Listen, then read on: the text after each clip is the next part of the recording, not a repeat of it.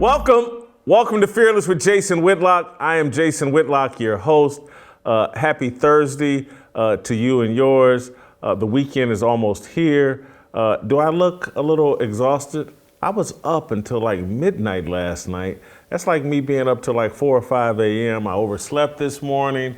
And that's because last night I went to the premiere of Candace Owens' new documentary, The Greatest Lie Ever Sold, The Rise of George Floyd and Black Lives Matter. They had an awesome event here in Nashville that I attended, kept me out very late. So I'm a little bit weary, but I'm inspired because we have a lot to talk about, and we have two great guests here in studio.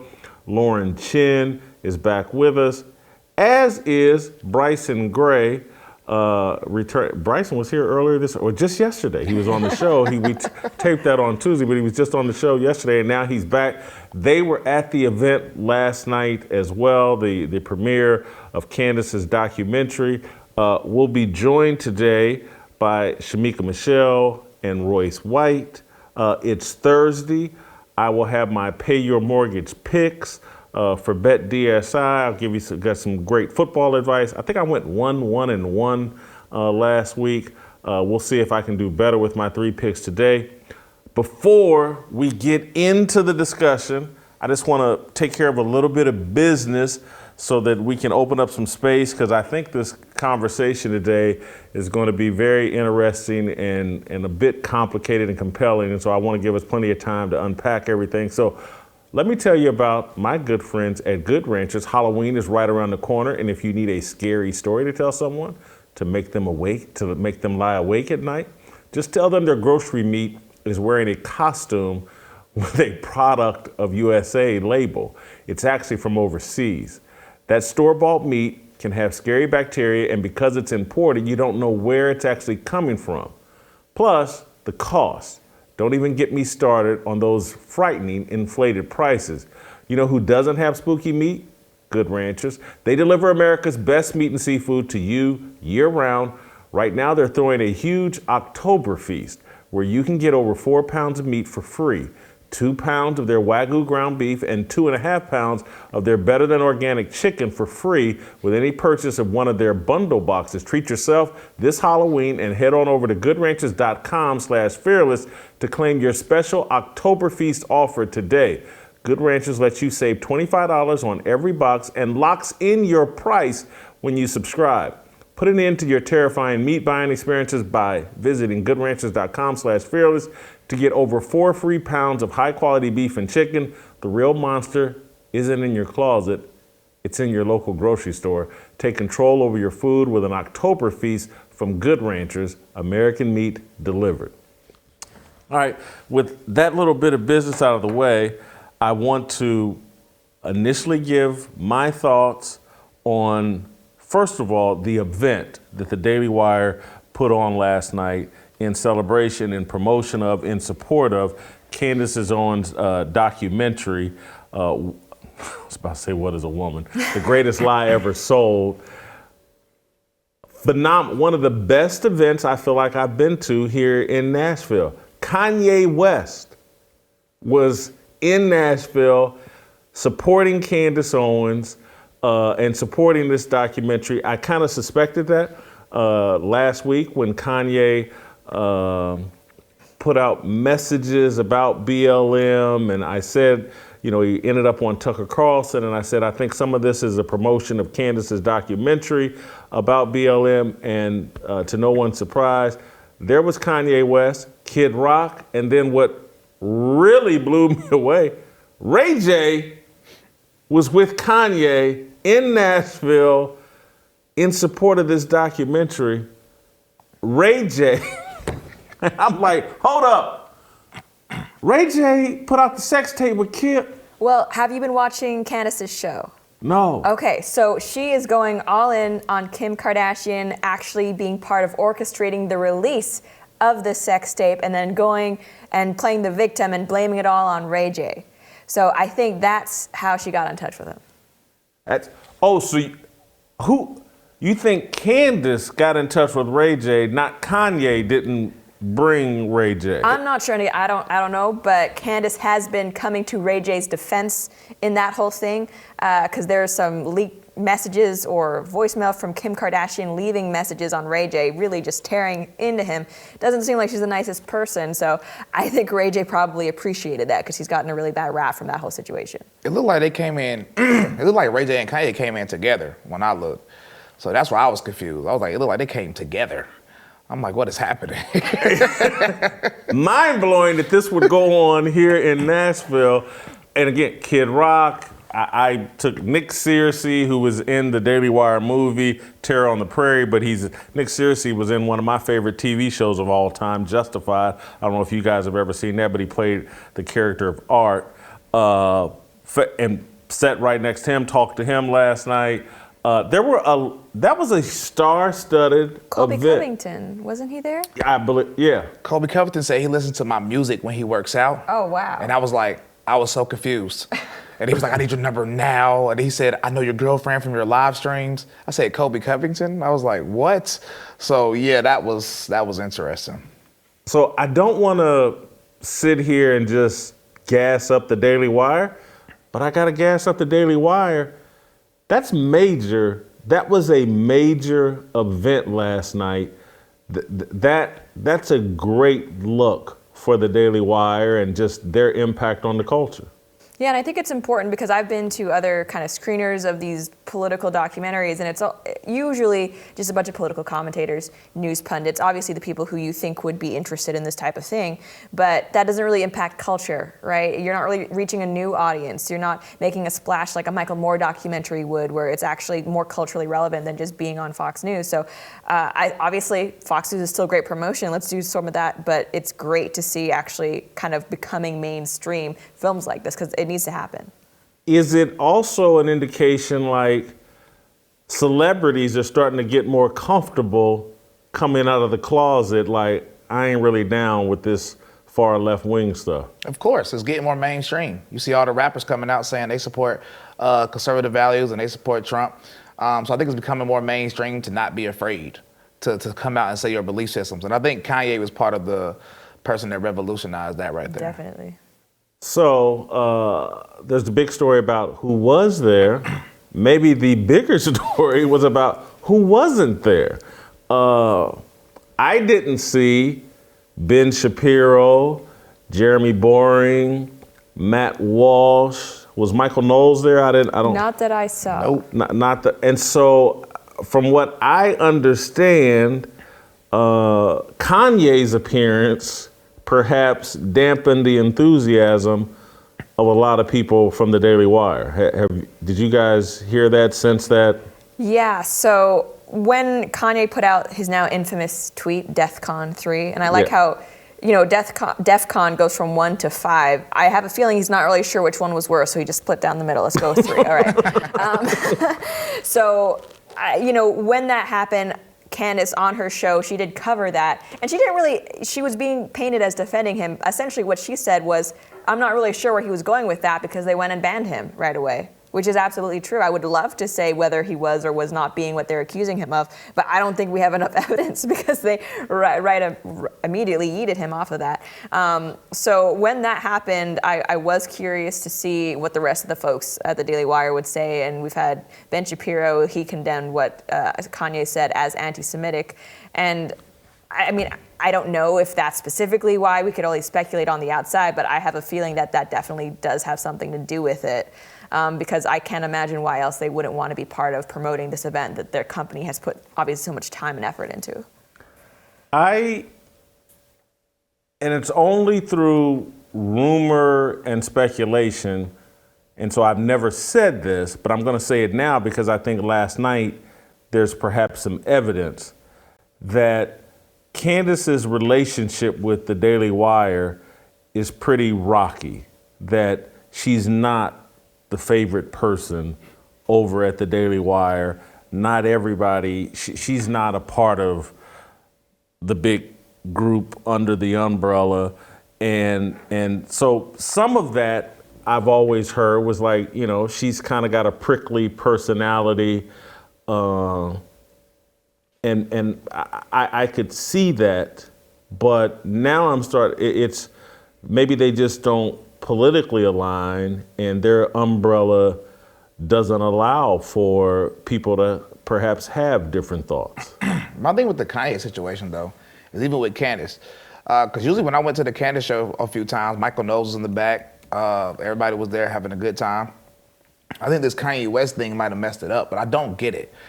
DEFCON 3 was more like a reference to how he's about to go what we would call full Kanye mode. That's pretty much what he was saying in the tweet. He didn't say anything, literally nothing in that tweet was anti-Semitic. So anti-Semitic is the new homophobic, it's the new racist, and I see a lot of right-wing pundits falling for that trap, just painting somebody with a brush because they said something you disagree with. And it's nothing to even disagree with. It's true that Jews, secular Jews mainly, own the music industry. It's true that they own the media. It's true that they own a lot of these things. That's just a verifiable, objective truth. I don't understand how it's anti-Semitic to say an objective truth.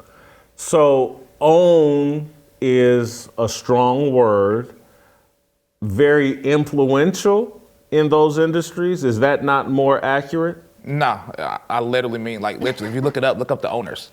I'm not joking. Like, this is not, like, I'm not saying anything. I keep the Sabbath. I keep Yom Kippur, I keep all the Jewish holidays, I keep all the feasts, Feast of Tabernacles, but that I can't deny a truth because of that. So if you look up the owners, look up the big 3 record labels and look up the owners and tell me what you find out. Well, the thing is that Jewish people are the white people of white people, in that they're the group that is very successful, disproportionately so. And what I find kind of curious about the whole Kanye thing is that he's, for some time now, kind of been talking about these issues. Like, he talks about a lot of issues facing the Black community, and he's very critical sometimes of a lot of behavior that is, some might say that he's contributed to, especially with his, like, the rap culture, some of the, I guess, less upstanding behavior. But he's been really critical of it, and no one says anything about it. He wore a shirt saying "White Lives Matter." He started to talk a little bit more about racial politics. No one says anything about it. I think it's all right if you want to say we can't make any generalizations about groups ever, but be consistent about it. So for people to say Kanye West can't, talk about his own experiences in the music industry, but he could talk about white people, Black people, all these other groups, it seems like you have two standards, and I don't think that's fair for Kanye. I agree with you. I get the same heat that he gets for being critical of so-called Black culture, and I use that term Black culture, and really I don't even really believe in that in terms of, because I don't think there's a Black culture. I think there's family culture. And then there's a culture that has a destroyed family structure that the left has promoted. And so when I look at videos and I see kids with my skin color doing crazy things, and they pop up all over social media, I go, that's a product of our family crisis and destruction. Some people will label it as a Black problem. I label it as a problem of family structure and culture. But I talk about Black culture because 75% of our kids are growing up in these destroyed, tattered families. This is the chaos that comes out of that. But and so I talk about it all the time. I've had a career talking about these issues. I talk about white people and things that I see from them. And then there seems to be this line that you cannot cross, that if you say, hey, who is, and again, I lived out in Hollywood and Los Angeles for 10 years. I know who has an enormous influence on the Hollywood industry. And it is the secular, non-religious Jewish people. And I think there's an unhealthy relationship, and I tweeted about this, between Black celebrities and this very influential group of people that claim to be Jewish, but they're not religious Jews, that there's an unhealthy relationship. And my criticism is of both groups. They're perfectly fine with me criticizing Black people, but if I mention the other group, I get into hot water. And it's one of those deals, I thought about it this morning, is people are very comfortable saying, Black leadership, how come they won't call out their own? How come they won't call out, how come Al Sharpton won't criticize what obvious mistakes he sees in black culture and among black kids?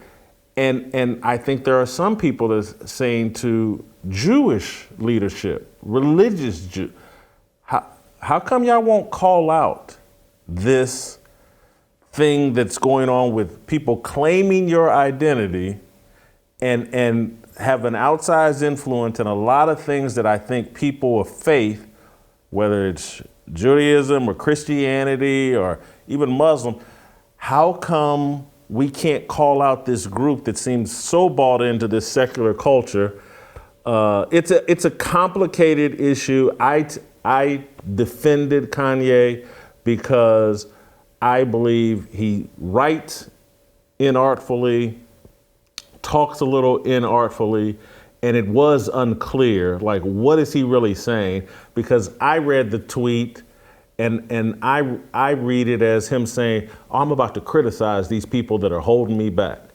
I don't hear it as, oh, I'm gonna kill all these people. People were saying it was a direct threat to Jewish people, and I think that's why he got banned, because of the whole death con thing. A lot of people, oh, that's a threat. He's threatening violence.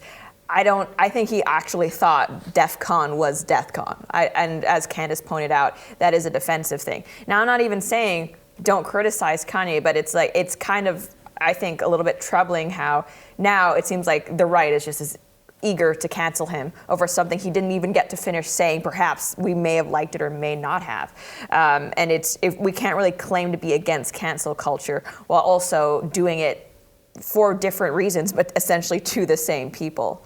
It's kind of disappointing to see that. I'm used to this. When I got banned on TikTok, when I had 400,000 followers, it was not liberals that banned me. Conservatives that claimed they was conservatives started a hashtag called Cancel Bryson. And they went and reported all of my videos, and it worked. I got banned on TikTok. It wasn't liberals. Liberals had nothing to do with me getting banned. It was conservatives, people that claimed to be conservatives, because I'm the biggest homophobe in history, obviously. So. But what I like about Candace, and I will say, is that she is someone who I don't think you can tell Candace what to say, right? I mean, because there are several issues where she's kind of gone against the drum of what I think maybe other folks at the Daily Wire think.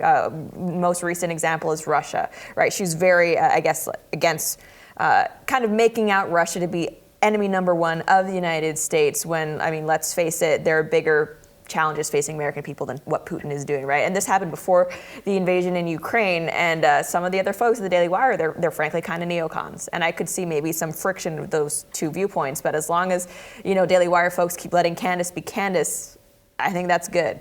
Base Lauren Chain, everybody. I'm concerned if that's going to continue. When they don't show up for this documentary, that seems to be an indication of a real problem. I want to move to the documentary, and I want to start here.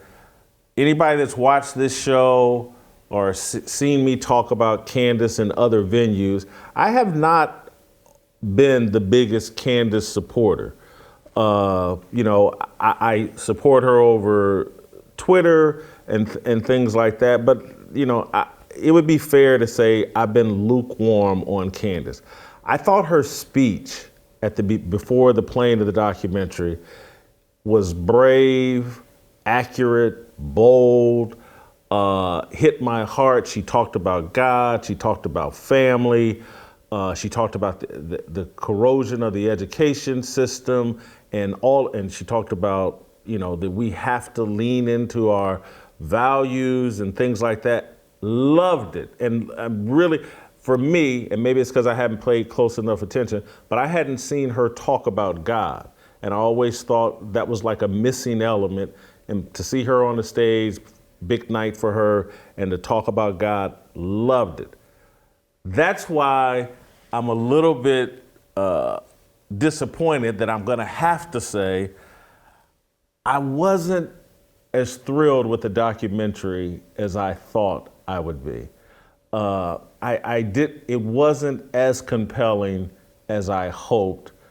I'm gonna hold my tongue there because I don't want to color anybody else's opinion. How compelling did you find the documentary? So I think there's so much to be said about Black Lives Matter, and it's easy for me, who did not make the documentary, to say how I would have done it. But the thing with Black Lives Matter is that there's so much going on. You can talk about what the riots happened that took place. You could talk about the media's involvement in kind of covering for the whole thing, which they did. You could also talk about BLM as an organization. And I think BLM as an organization, there's a lot more that could be said, because they have released a manifesto that actually goes into things, how they are for the abolition of the family. They say this, they're Marxists, it's part of their identity. The same with the founders. This is an ideology that has its roots in far leftism and like radical, not just racial politics, but also economic politics. Like they're for essentially getting rid of the entire capitalist system. They're against things like body cams for cops, which if you're actually for police accountability, does not at all make sense. So, you know, that's, if I were to do an expose talking about BLM, I would go into this so people know, hey, this is what your money is going to supporting, just as the organization itself. And Candace does what I thought was the most compelling part of the documentary, go into a little bit of a breakdown of, okay, BLM raised $80 million around after George Floyd's death. Where did that go to? She talks about how a lot of it ended up going to trans organizations for some reason. I would love to see, you know, she did this once, show up at the address where they claim it's for Black people and do an expose. This is where they say the money is going, but it's nothing, right? I think there could have been more investigative work done in that area. I'm not gonna lie, I liked it. I still liked it. I still liked it. The reason why, I try to look at it from a lens of somebody like from where I'm from, just watching that probably supported BLM. How would they view it, right? She showed both sides. She gave her true opinion on how she viewed the George Floyd situation, but she also let George Floyd friends paint their picture of George Floyd, and she didn't really combat that in any way. They were talking about him reading the Bible, his favorite Bible verses. She didn't interrupt and be like, no, she let it happen. She did the same thing to Derek Chauvin. She let his people paint the picture of him how they wanted with no interruption. So I think that was pretty much, I think that was a stance of getting both sides. And then I think she exposed BLM. Because when I saw it, I had to close my eyes a few times, obviously, during the documentary, the stuff they were showing. But it showed you where the money went to. She called every single number and only one picked up. She exposed that which we already know they do pay protesters to come out, things of that nature. But all their money didn't go to nothing, had to do with nothing about Black people. It was pure LGBT stuff. That's all the money went to. It's an LGBT organization. And in the most gangster part, though, that I thought was gangster, when we figured out BLM didn't give no money to his roommates, she paid George Floyd back rent and got that car towed. I thought that was gangster. That was a gangster move by Candace right there. I don't know if it came out of her pocket or David Wire pocket, but it was gangster nonetheless. I would imagine it came out of her pocket. Listen, here's what I'll say. When you're dealing with an issue as complicated, as controversial, and as important as this issue, and this is the journalist in me, and she didn't grow up a trained journalist, but she needs to move herself to the background. She was too much in the foreground, and so that which muddies up the issue. And so it wasn't really a documentary, it was a monologue. And that's why I like the back half of it. Most of it was just her talking, and there was a way, and Lauren used the word investigation. What should have happened is they should have hired an investigator or two to go out and really, we got these IRS documents, let's go out and really investigate these companies. You can't leave things. When she pointed out that they wrote a check for $2.3 million to a guy that appeared to be a friend of hers. We got to take the word appear out. And someone has to go do the investigation, get to the bottom of that. Don't leave, well, you can figure it out or infer and do the investigation. And so a lot of the things she unpacked would have been more powerful if she had been sitting there interviewing the investigator that they hired, who's now unpacking. They cut this check for $500,000 to this transgender group and blah, blah, blah. Again, it's about moving yourself to the background. Dinesh D'Souza, 2,000 Mules. He's more in the background. He spread the commentary out. And this, don't anybody hear this as me saying, hey, she should have made me a part of the documentary. But what Dinesh did, what Dennis Prager, Charlie Kirk, Larry Elder, somebody I can't remember. They're all sitting around a table and reacting to the information and giving insight and thought. Candace, and again, this is part of the criticism. This is probably a product of being youthful, probably a product, don't be offended, Lauren, being a woman, liking attention, liking the spotlight. She's a beautiful woman. Based. Yeah, she's a beautiful woman who makes love to the camera. I get why she likes being on the camera, but for a documentary on an issue this important, back up, let the content, and then streamline the content, because what the documentary should have been is the aftermath. Here's what happened after George Floyd died. Love the part where they explain what happened to the TV reporter in Minneapolis. I hadn't heard about that before. Very powerful. Very powerful what happened to this. This is an innocent bystander who had her career ruined for nothing other than being married to the wrong man. Who's not Derek Chauvin, just a cop in Minneapolis. Love how they show what happened to the store owner in Los Angeles. Store looted, blah, blah, blah.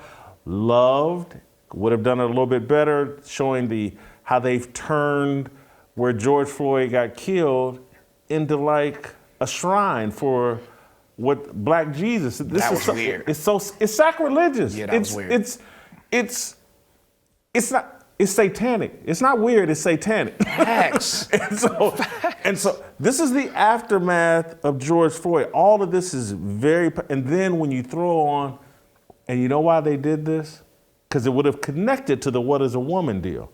They did it in support of the transgender and gay movement, and Black people, you are being used in this satanic movement that's turned George Floyd into Jesus and is empowering the transgender and LGBT and the alphabet mafia.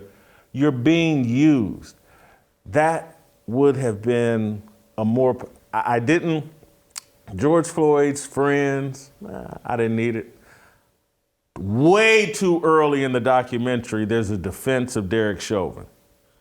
I actually agree with Candace. George Floyd more than likely died of a drug overdose.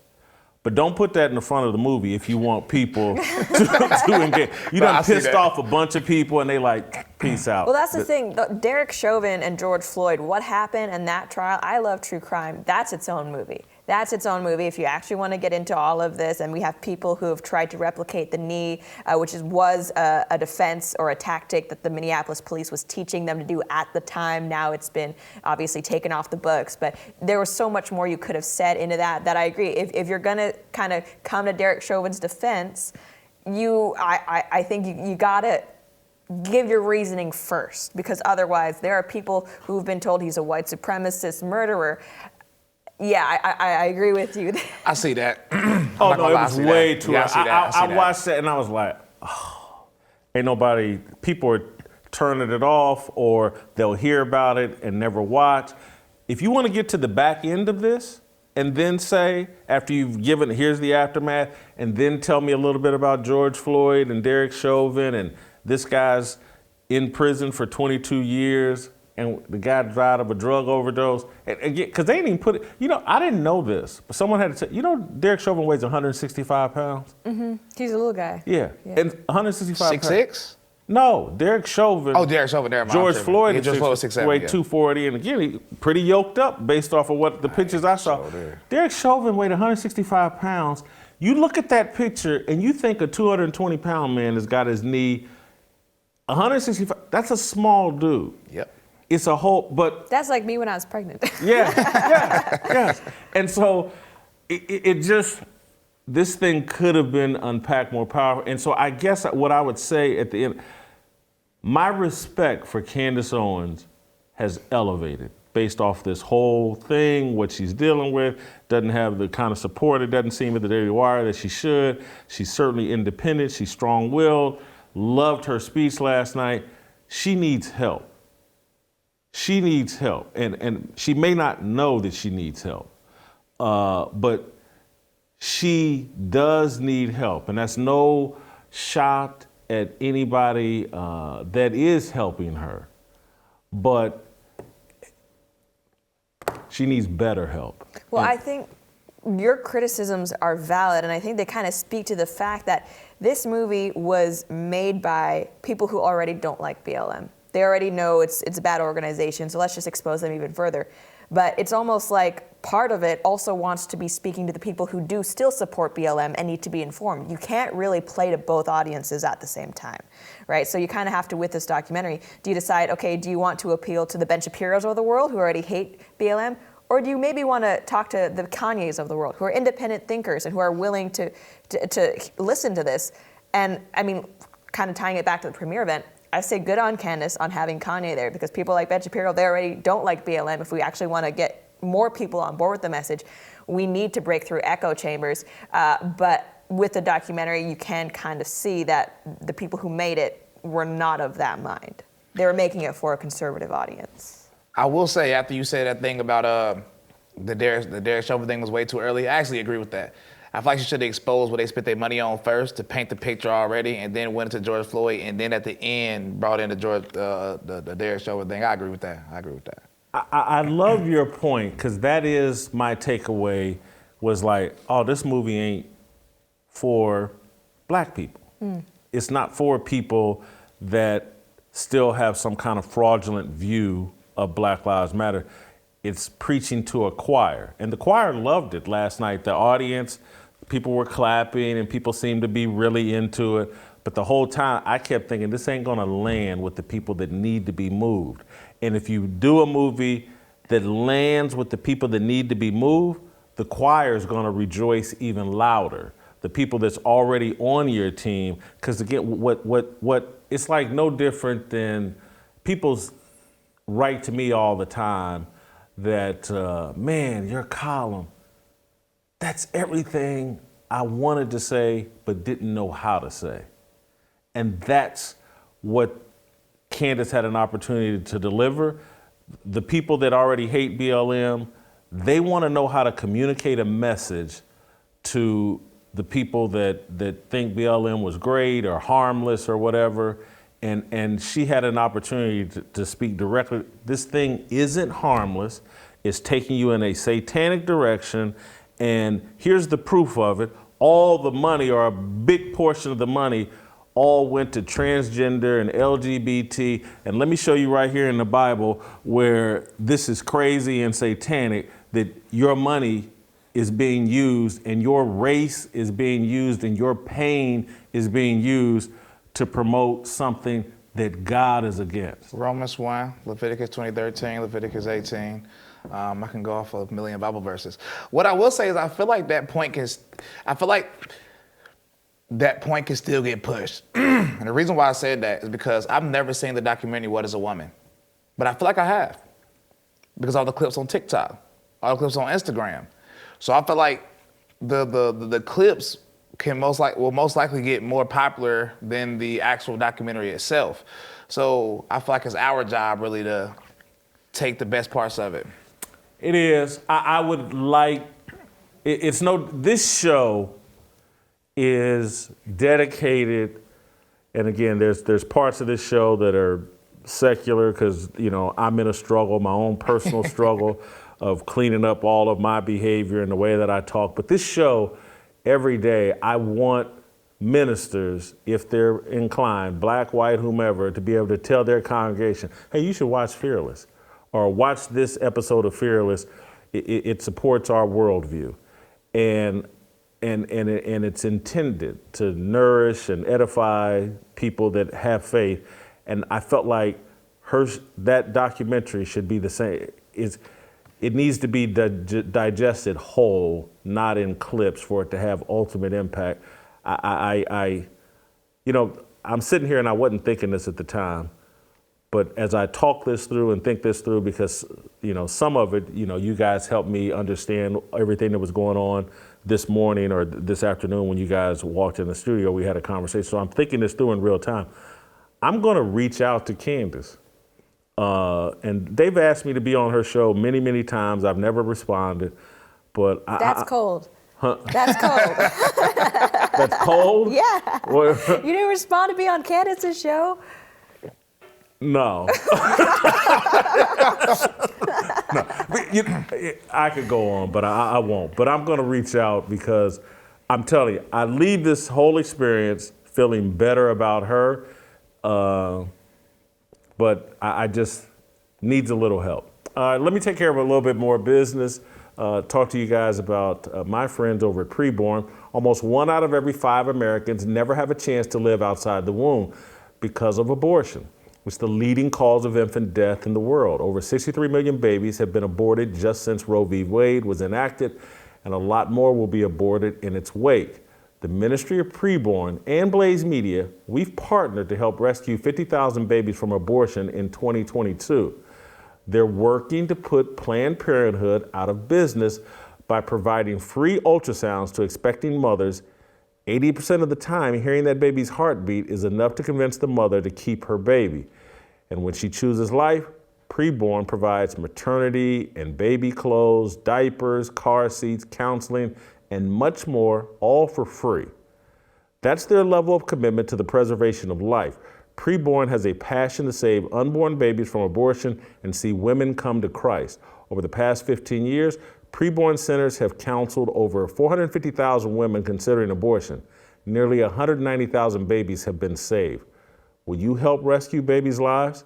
To donate, dial pound 250 and say the keyword baby. That's pound 250, keyword baby, or go to preborn.com/fearless. Be a good little fearless soldier. Get in the fight, support Preborn. There's nothing more courageous we can do. All right, you can email me and us at fearlessblazeshow@gmail.com. I've been enjoying getting your emails. Most of them I read myself. Sometimes the staff reads them, but I try to read most of them myself, and I'm giving you guys instant responses. All right, stick around, pay your mortgage picks. It's my obligation, no hate, discrimination, raising up your hands for freedom.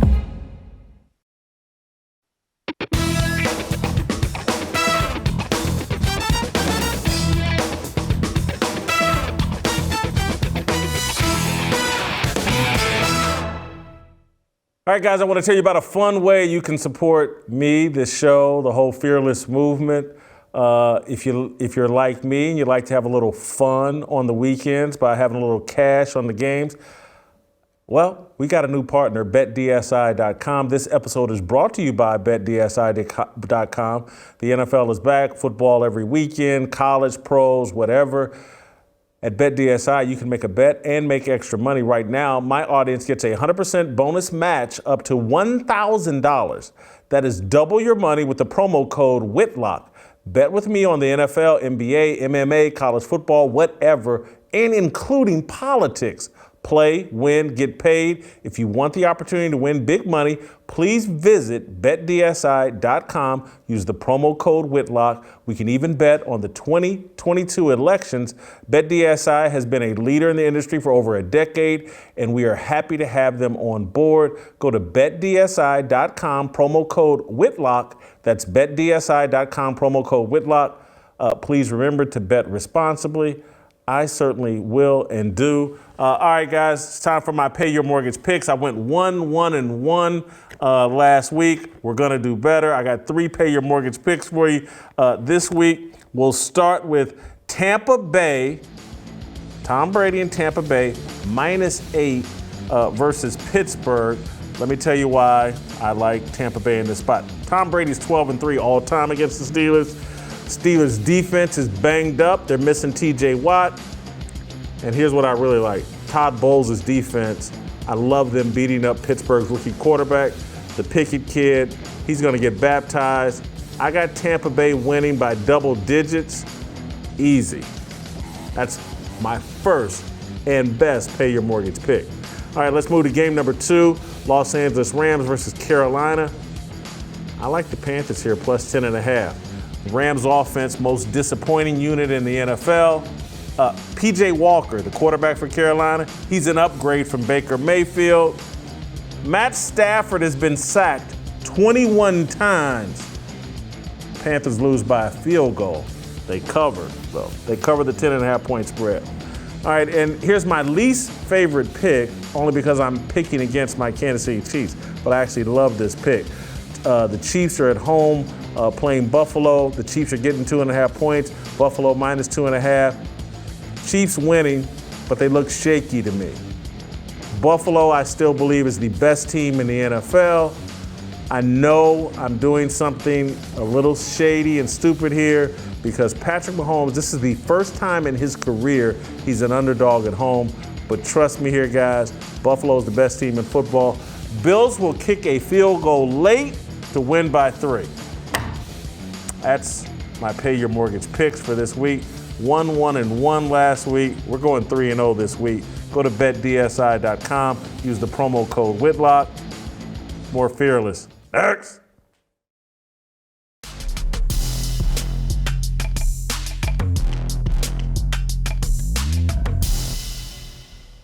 All right, welcome back. Going to roll out to North Carolina and bring in Shamika Michelle, who watched the BLM, Candace Owens BLM documentary from home. She watched it over the internet with her subscription to the Daily Wire. Candace, Shamika, you missed an incredible event here in Nashville. You should have come to Nashville and attended the premiere with me. It was tremendous. Everybody I ran into, like Nick Searcy was like, I know Shamika. Me and Shamika talk all the time.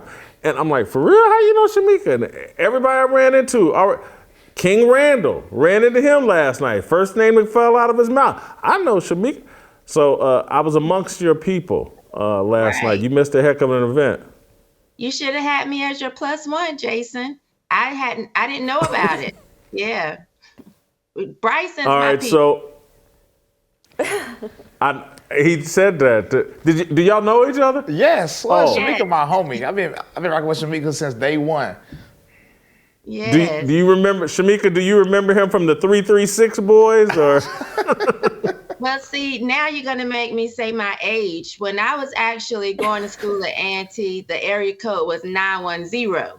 So I'm a little bit, just a teensy bit older than Bryson. Just a little bit. So I remember changed it. So let's get your thoughts on the documentary. I'll ask you this question. I'll ask these guys to chime in as well.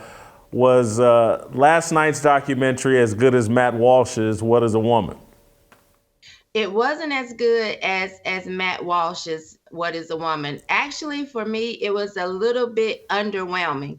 Only because I wanted her to pick BLM up, slam them on the ground, stomp on them, and then spit on them after she was done, you know. But, you know, she did give them a little two-piece. Personally, I had tweeted a while ago that I was looking forward to this because for me, it's like validation or justifying the way that I felt. For a couple of years, I've just been going on gut instinct. Someone was nice enough to send me their old website where they were talking about dismantling the nuclear family. And so when I read that, I thought, well, the only way they like straight Black men is when they're dead. So I've always been against BLM. And for me, this documentary just confirmed some things that I already felt. And so I was glad that she had the platform to actually do this, you know, the research that she did and give us some more information. But I heard you all, and I do believe that it was for conservatives, people that already agree with her. I want to twist up the what is a woman question a little differently in terms of if let's say What is a Woman had not been released, do we think maybe we would have a higher opinion of this documentary, or did Matt Walsh set a bar so high that it's actually hurting my perception or perhaps our perception of this documentary? Well, the Matt Walsh documentary was definitely something very special. I think it's a great way to introduce the modern gender craziness to someone who doesn't even know about it, who's not even familiar with it. And even if you are someone who's like, oh, you know, I know such and such person, they're trans and I respect them, therefore I'm on board with it because they're a good person, they're my friend, it still exposes just how insane these people are going insofar as even trying to trans children. They don't even know what a woman is. And we were talking about it before. It's very clippable as well. It has so many great little segments that are easy to go viral on social media. And it's funny without the interviewees intending it to be, just because they're so ridiculous.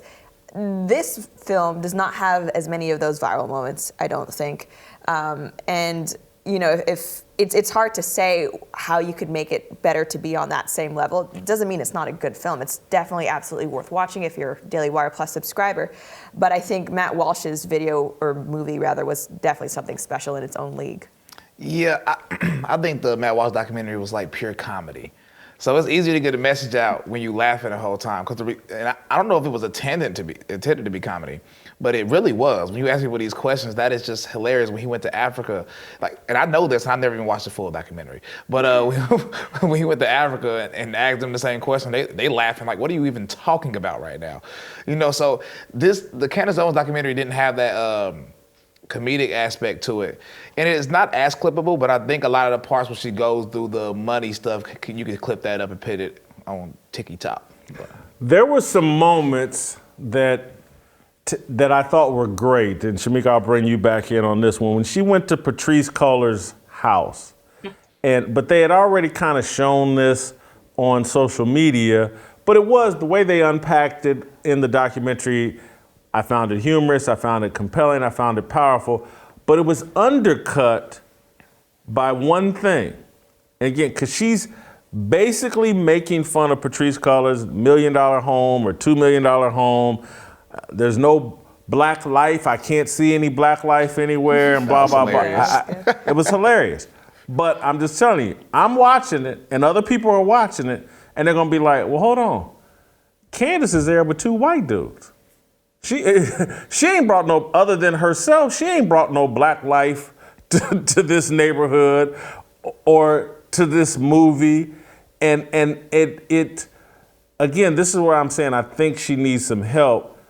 The whole fact that she went to Patrice Cullors' house in a car service. She's in the back seat, she's got on diamond earrings, she's dressed like she's going to go play bridge in that neighborhood with a bunch of white conservative women. Again, I'm not denigrating anybody, but I'm just saying in terms of if you want to really convey the message and hit it home, there's just little subtle tweaks that you make that make your point more powerful and compelling, which leads me to my next question. Was she the right messenger for this message?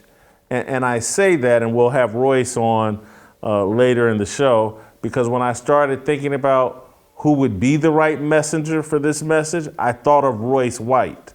I thought, and again, if he should have played, he's from Minneapolis, he participated in the George Floyd protest or whatever. Anyway, was Candace the right messenger for this message? I think it depends on the audience, right? So I think there are a lot of people that she absolutely can reach and does reach, but then there are people that she will never reach. You know, that was the part I didn't like about her putting the Derek Chauvin stuff up front, because I just felt like for those who already have their opinion of her, that's going to come across negatively. And I felt like they wouldn't get to some of the good stuff that I felt like they needed to get to.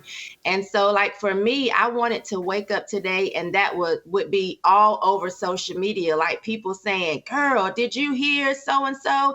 And we didn't have that. And I think maybe if it had been organized a little differently, we could have gotten some of that. But it's just so many people that are already against Candace that I think their ears are already closed. I was looking at that too, wishing that Royce was there because he is in Minneapolis.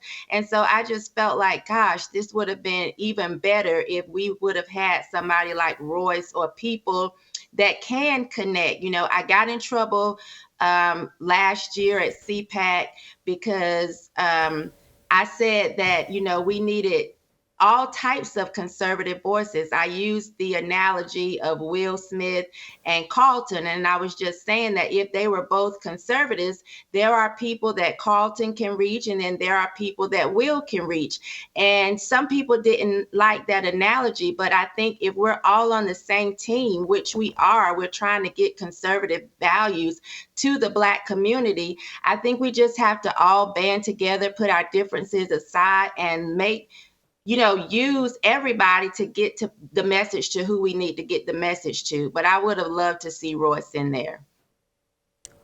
And I'll say this while I'm questioning the messenger and needs help is because what also is missing that was really prevalent in the Matt Walsh documentary, somebody that could have confronted an Al Sharpton, a Ben Crump, maybe got them to consent to an interview, or just even a man on the street chasing them down, asking them questions about, hey, all this money went to transgenders, Al, what are you gonna, if there's that element, it takes the movie. If these people that are supporters, Joy Reid or whoever supporters of this whole BLM stuff are confronted on camera and made to respond, documentary goes to another level. Mm-hmm. She was pregnant at the time she's taping a lot of this, and there's a lot of baggage that goes along with her. What do you think about me saying maybe she's not the right messenger? Well, I think this kind of goes to the fact that you mentioned Candace is at the forefront of this documentary the entire time. At the beginning, I think it's pretty clear that for Candace, this was personal. She's essentially doing this to point out how she was vindicated about what she initially said about not supporting George Floyd, and she got a lot of flack at that time, was attacked by both conservatives and liberals. So I think that's why she's at the forefront. It's because she's trying to drive home the message. I was right. I was vindicated. I didn't deserve the hate that I got. Is that the same as doing an expose that's good for everybody and meant to change minds? Not necessarily, right? These are two pretty different goals. And not that one is better than the other, but I think it was more marketed as the former rather than I told you so. Yeah, exactly. Is what the documentary was. And if, speaking of, she could have maybe interviewed more, or at least tried to interview more of the people who were instrumental in Black Lives Matter. Going off of what Shamika was saying, she also could have interviewed people, like just everyday Black people whose lives were, if not helped, and also made worse by Black Lives Matter. There was that viral, unfortunate father who his house or property was burned down because of the BLM riots. I mean, we had David Dorn, his wife, he was killed. I think his murderer just got sentenced. But why not talk about those stories more rather than, like you're saying, this is an imaging branding problem. You're talking to a wealthy store owner from LA. You're talking to an Indian tech CEO about an email he sent that didn't go right? So there is maybe a difference of audience there depending on what kind of stories you're going to focus on. So I think she was the right person for that message because it wasn't I Told You So documentary. But if we want to change more minds, and I've said this multiple times, we need more Black men at the forefront. Mm-hmm. Because I feel like, women are getting pushed more than anything else to keep up with society, which is cool, nothing wrong with it. I love Lauren, I love Shamika, but we need more Black men in the forefront doing this, because even when you look back at Candace Owens' thing she did with Revolt, it was two conservative women, and Candace was the only one with any spark to her, versus a bunch of men. You know what I'm saying? So what you need there is you need more, even if it was just a couple men with Candace Owens. You know what I'm saying? We need to have more men there, because I'm not about to, a woman. I'm gonna keep it a band. A woman not gonna change my mind.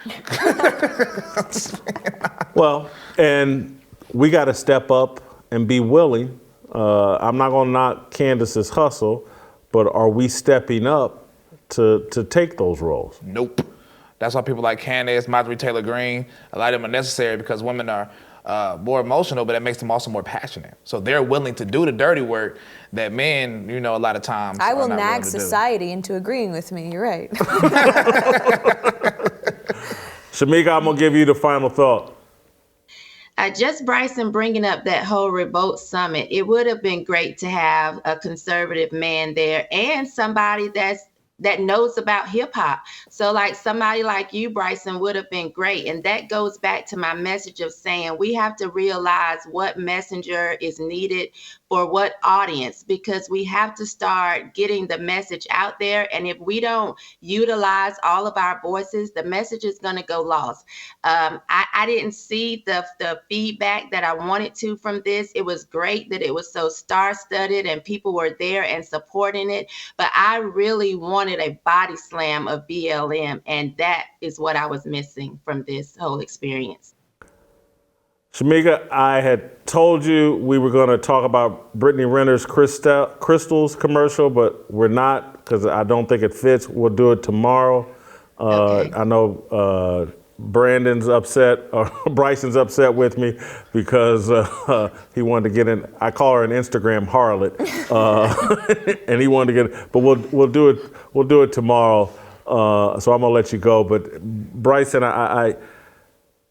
you're right about men stepping up, and so I'm gonna put some pressure on you. You got to be one of the. And again, you are doing your part with the music and all that other stuff. But I'm gonna try to put you in position so that the next time Revolt does something like that, they have to bring you on. We got to hear you talk. And the music is great, but this show is about trying to elevate other voices and to get everybody in the game, because we do need that. We need the young people, and that's why, again, I told you and Lauren. I think it was before we were on air. It's like, you young guys, young people have next. You're very talented, and we just got to lift y'all up and make sure. And look, you're all doing great, but I guess I'm just trying to, whatever credibility I have, I'm trying to glom on or attach to y'all. So anyway, thank you guys so much. Thank you. I think you're done. Yeah, you guys are both done. I'm gonna talk to Royce White by myself. So, all right, get your Fearless Army swag at shopblazemedia.com/fearless. We're gonna hear from Royce White. Next.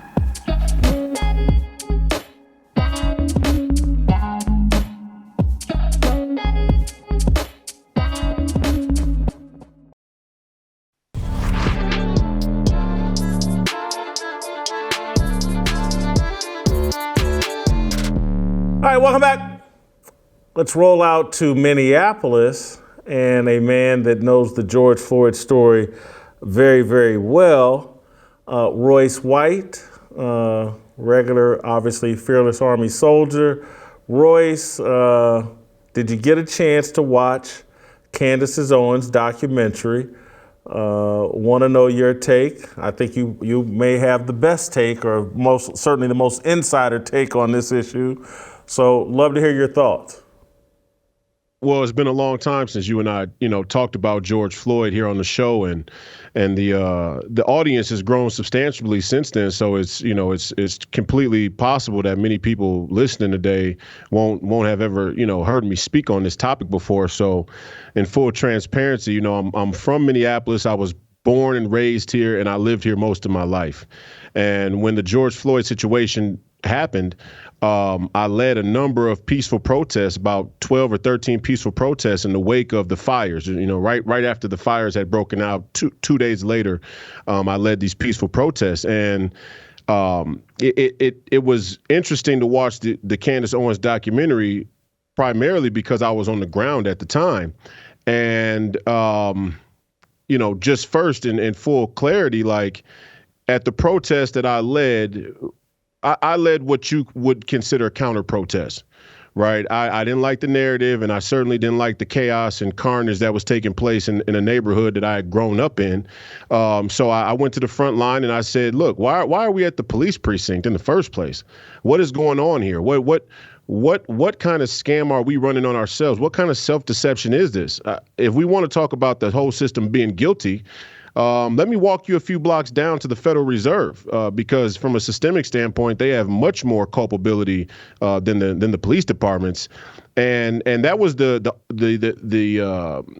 you could say the theme of all of the protests I led was to talk about corporatocracy, to talk about America and America's problems through the prism of corporatocracy and a global corporate community and these bigger, broader political ideas.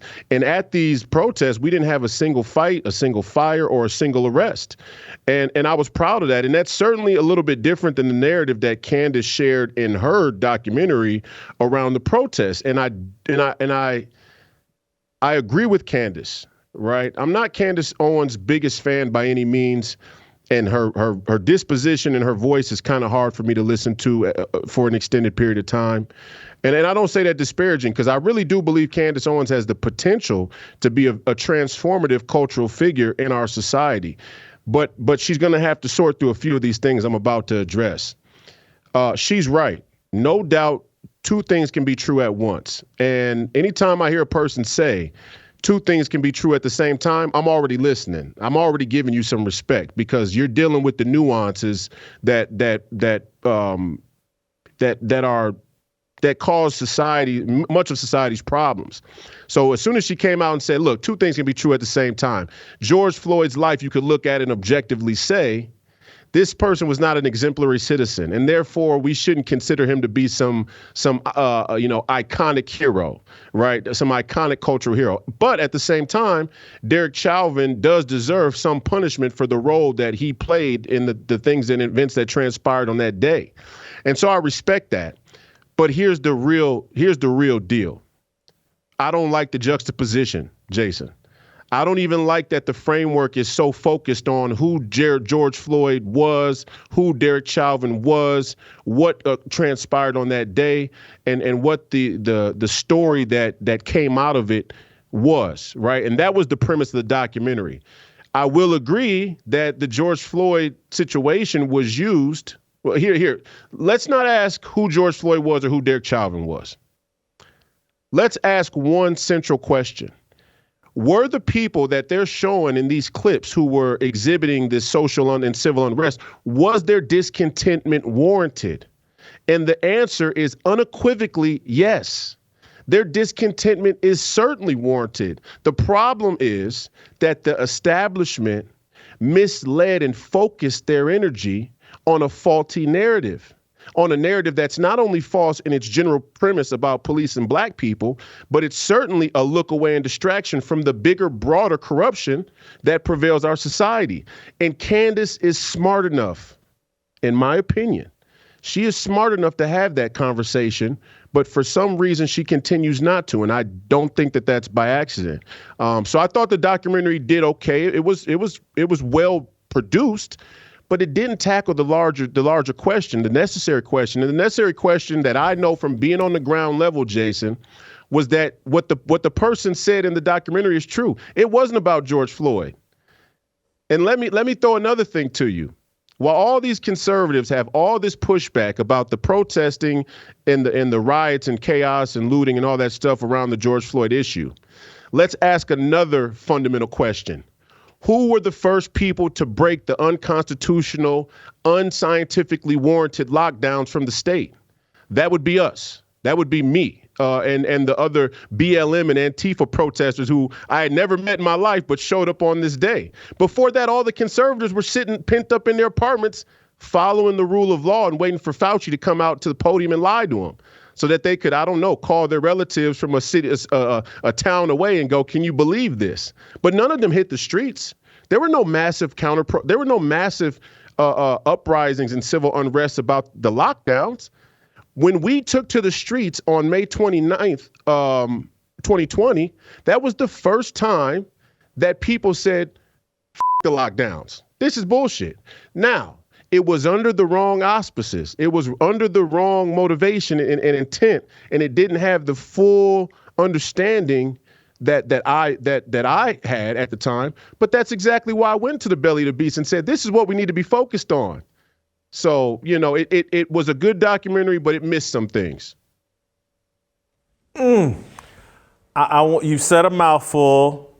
I think if I were to ask for clarification or ask if I'm hearing you right, I think you're saying that the documentary tried to do too much.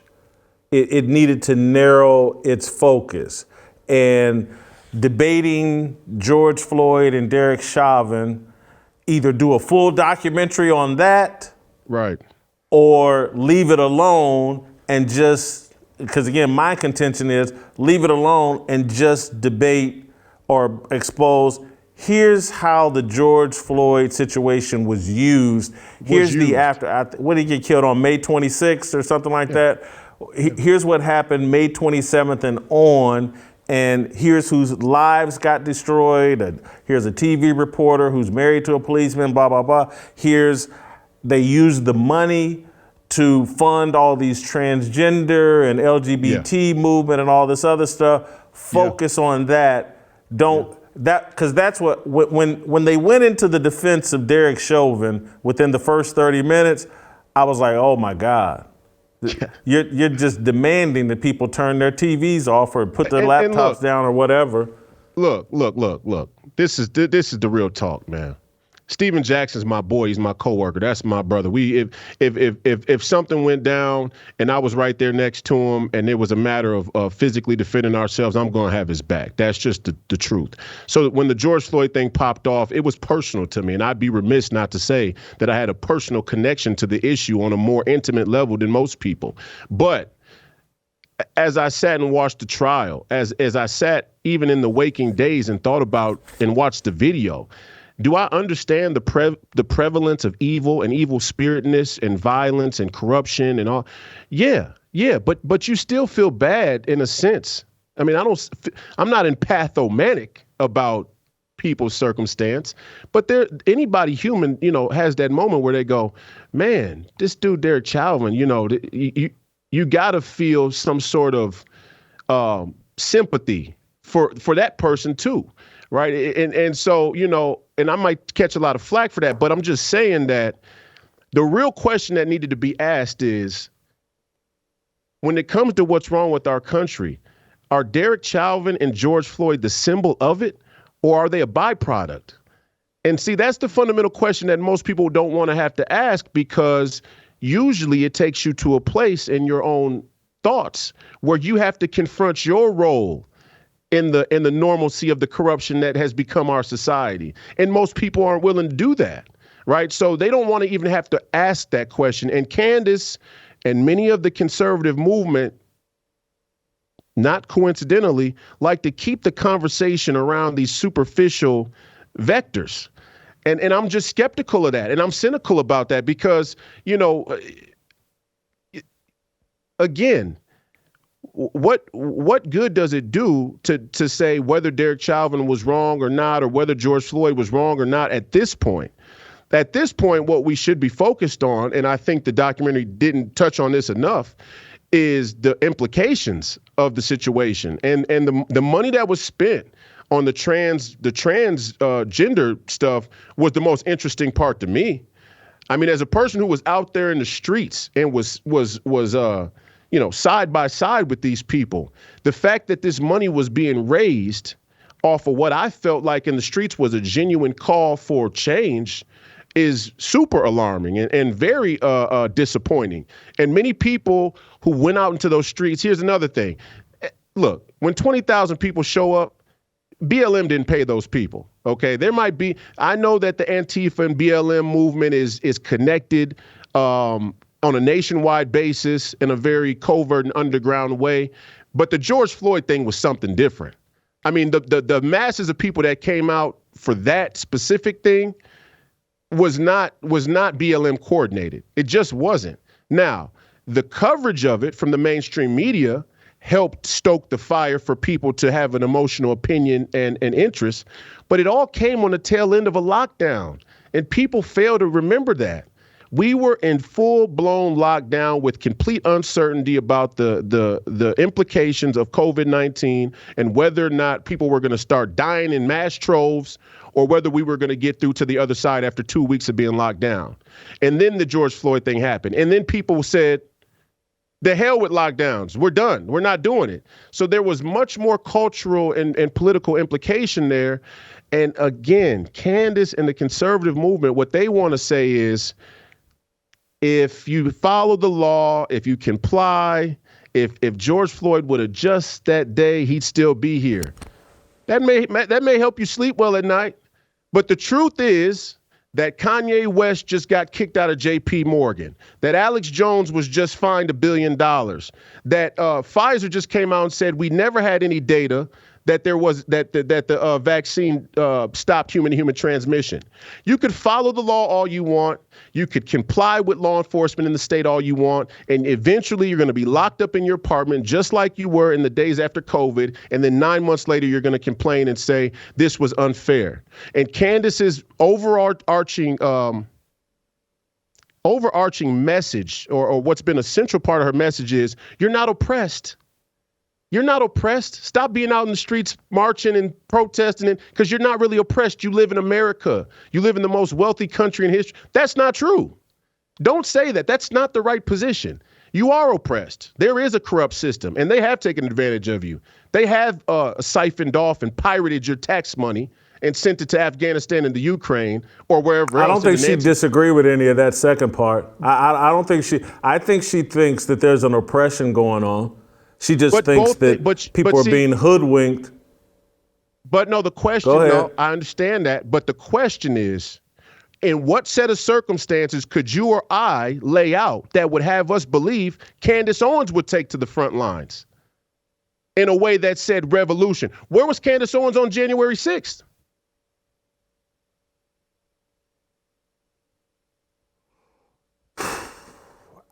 Listen. There's a whole bunch of conservatives out there. I get your point.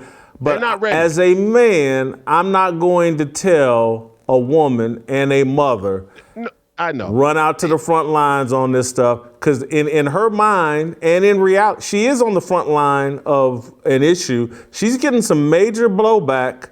She's getting a major blowback from pushing against the George Floyd narrative. She, her life is far more complicated because of it's far more complicated because of her position on George Floyd and the whole. Go ahead. My point is, it shouldn't complicate your life to tell the truth. And the bottom line is, we have to make a decision right now. And we're at the end game, right? And this is my whole point here. This is all I'm saying. It's not even about Candace. What I'm saying is that the conservative movement has this, this motif of convivialness and cordialness about how we change this country. And the enemy, the oppressor, is showing in blatant terms that they will not stop.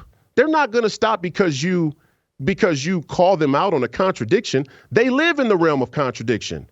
They thrive in the realm of contradiction. That's the source of their power. The source of their power is to say one thing and contradict it and do it with a level of self-righteousness. So I'm not talking about Candace or the women. I'm just talking about all of these conservative commentators. What set of circumstances could we come up with where you would take to the streets for any issue? Put George Floyd aside. And then you would go, well, if they steal an election. But most of y'all didn't come out for that. And in fact, most of our conservatives in the country have cucked and supported the Democrat establishment and the Rhino establishment vilifying and demonizing January 6 protesters. Okay, so when are y'all going to be ready? Pfizer lied. They're taking one of the lead conservative voices that's been on air for 20 plus years, Alex Jones. They're trying to railroad him. Steve Bannon's going to jail next. Okay, Kanye West, who's an anomaly, a unicorn, he's getting debanked.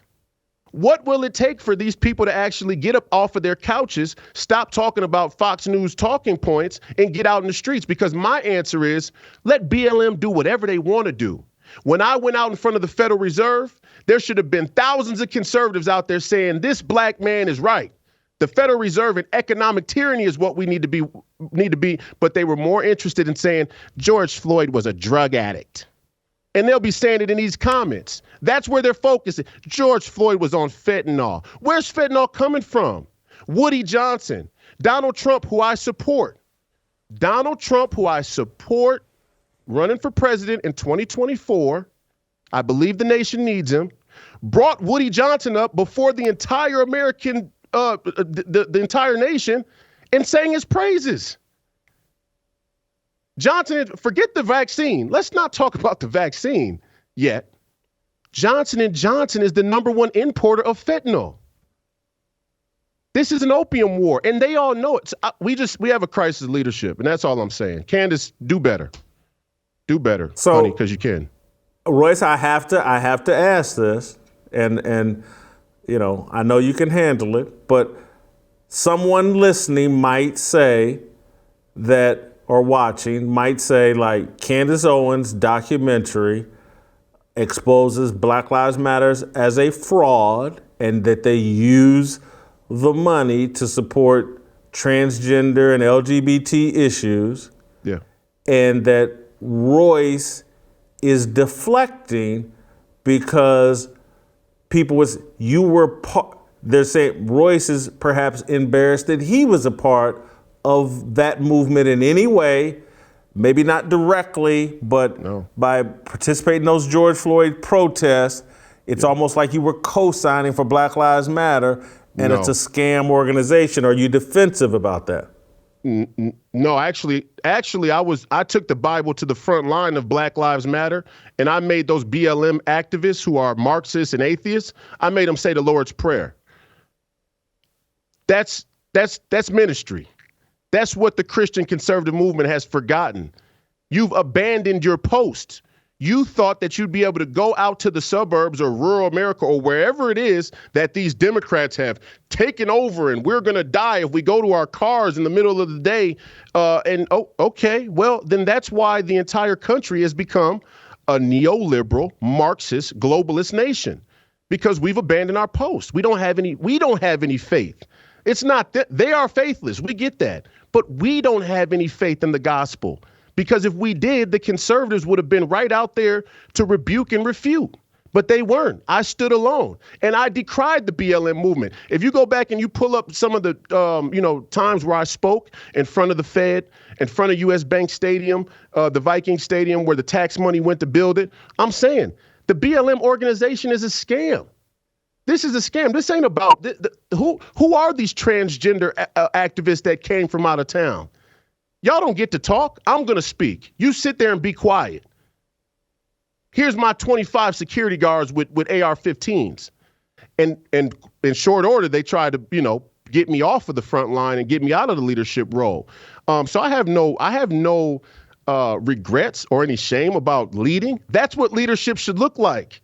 But it won't look like that if you believe that the country should stay split and that the nation's destiny is whatever comes from that split nation.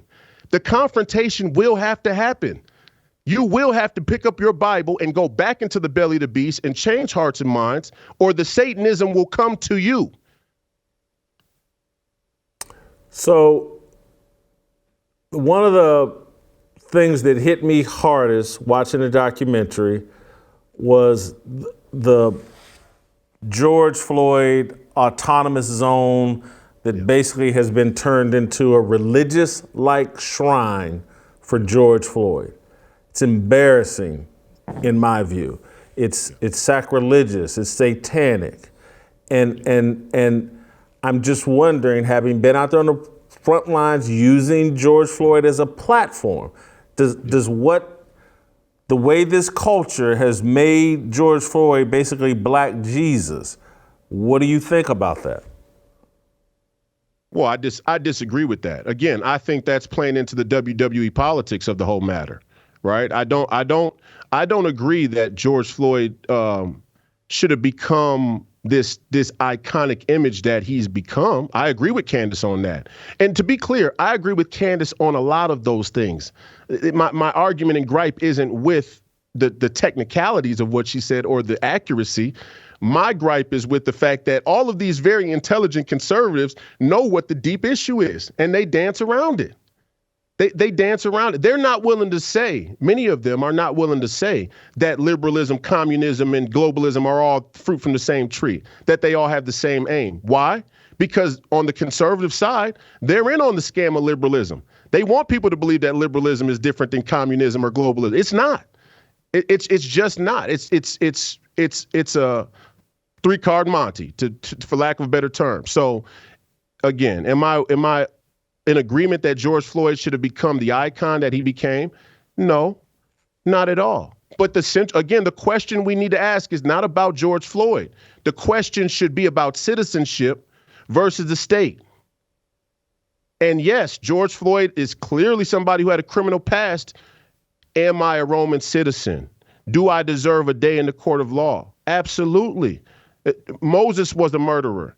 I mean, these things we've gotten so far away from, and we didn't get far away from them for any other reason that we don't want to have to confront the responsibility of freedom and American citizen. Say it this way. America hasn't failed us. America didn't fail black people. America hasn't failed white people, working class people, Latinos, the elderly, the young, the gay, the straight, the faithful, the faithless. America didn't fail us. We failed America. And we will continue to fail America unless we can stop pandering to the cheap talking points and the cheap perspectives and get down to the nitty gritty. The United States of the Federal Reserve, the Fed is going to inflate the currency, crash the currency. In 10 months, people won't be able to eat. Or in order to eat, you'll have to take a transgender social credit score mark or chip or whatever it is they come up with, passport. Those are the important things over the hill. All these wedge issues are just for people to bicker back and forth. Oh, George was on fentanyl, or Derek Chauvin knew him, or blah, blah, blah, blah. Stop all that. You talk about the real thing. These people want to come and take your citizenship. Do you want to be a citizen and carry the responsibility, or do you want to end up in the gulags? I mean, we're getting down to that point. When a show trial like Alex Jones's happens, and they award the family $1 billion to blatantly try and derail a conservative voice that's been speaking the truth for 20 years, these people should be in the streets in outrage today, like right now. But they're not. They don't want that smoke. And I want the people who want that smoke. That's all I'm saying.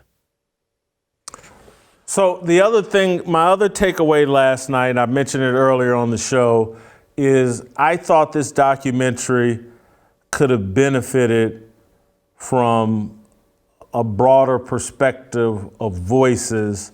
Yeah. Not just, she went out and interviewed some people, and I'm not saying this to gas you up, but to me, your voice needed to be in this documentary. That if you're really interested in understanding Minneapolis and this issue, and so if she had asked you to participate in some sort of way, would you have? Of course. No, look, I like my critique of Candace. I like Candace in many. I think Candace has a courage that most people don't have.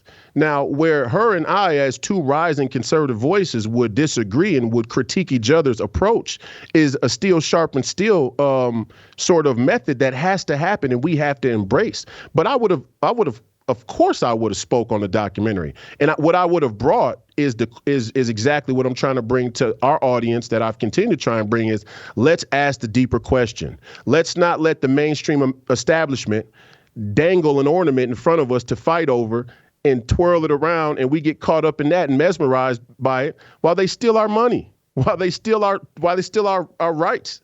And yeah, I think Candace would be open to that and would agree with some of that. Now, if I was involved in the production of the documentary, I would have made that the focus, because George Floyd being on fentanyl or his criminal history or all of that, I mean, look, when your government's stealing, everybody steals, Jason. I've told you this before. When your government is stealing, everybody's stealing. And I'll say this in a conjunction with that. I'm from Minneapolis. That woman, that sergeant who got up there and said that the Minneapolis Police Department is a fine police department, she's lying, okay? And two things can be true at once. The black community in Minneapolis is out of control, completely out of control. No sacred honor, no faith, no dignity, no pride, no humanity. But the Minneapolis Police Department isn't a standing beacon of law enforcement. And so these are the points that should be hit on and drilled home.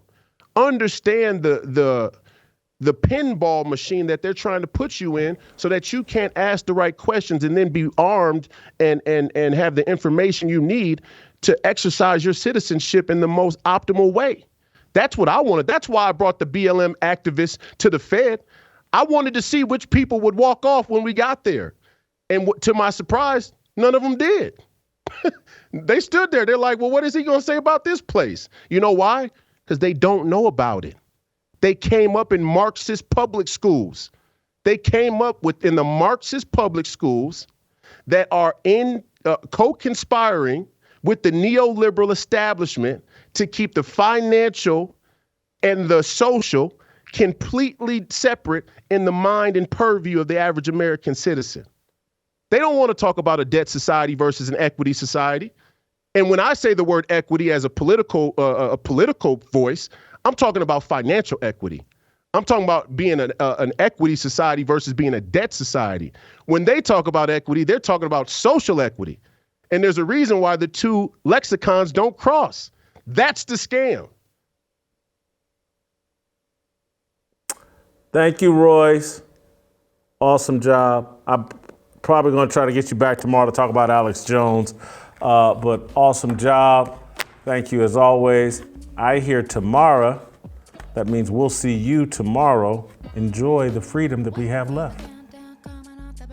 Standing in line for freedom, looking for a breakout, feeling like a standoff, nothing in life like freedom. Came like a fighter, striking like a ladder, making all these moves for freedom. I want freedom. No negotiation, my sister, no relation. We all just wanna have freedom. Sitting on a corner, never been alone. I'm breaking my back for freedom. Blessed, we are living, get back. We are receiving, no deceiving. We all wanna be free. We want freedom. I wanna be. I just want. I wanna be. I just want.